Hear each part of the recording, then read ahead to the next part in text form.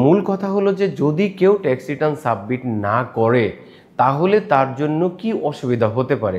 আমরা গত এপিসোডগুলোতে বলছি যে কিভাবে ট্যাক্স রিটার্ন সাবমিট করবেন, ই রিটার্ন ফাইলিং করবেন এবং একজন ব্যক্তি কিভাবে ট্যাক্স ফাইলিং করবে, একজন পার্টনারশিপ ফাইলের কথা আমরা বলেছি।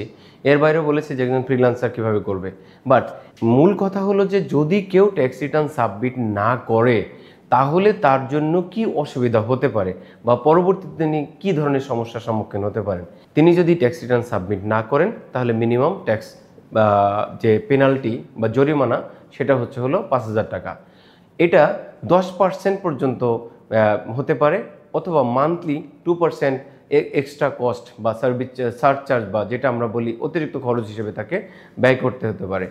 এখন এইখানে রিটার্নস তিনি সাবমিট করলেন না, কিন্তু এনবিআর তার সম্পদের হিসাব পেলেন, তিনি ফ্ল্যাট কিনেছেন অথবা জমি কিনেছেন অথবা আরও বিভিন্ন জায়গায় তিনি কি করেছেন, তার ব্যাংকের টাকা আছে, কিন্তু এনবিআর যদি সেটা খুঁজে পায় তাহলে কিন্তু একদম প্রতিটি টাকাই আপনার ব্ল্যাক মানি হয়ে যাবে, অর্থাৎ আপনার কষ্টে অর্জিত টাকা ব্ল্যাক মানি হয়ে যাবে। তখন কিন্তু এনবিআর যা কিছু করবে, অর্থাৎ আপনাকে যদি আপনি ট্যাক্স হাইড করেছেন বা গোপন করেছেন ধরে আপনাকে যদি দ্বিগুণ জরিমানা করে আপনার কিছু করার থাকবে না।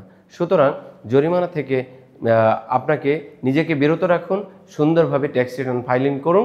ট্যাক্স রিটার্ন ফাইলের মাধ্যমে আপনার সম্পদ, আপনার আয় এবং ব্যয়ের হিসাব সাবমিট করুন।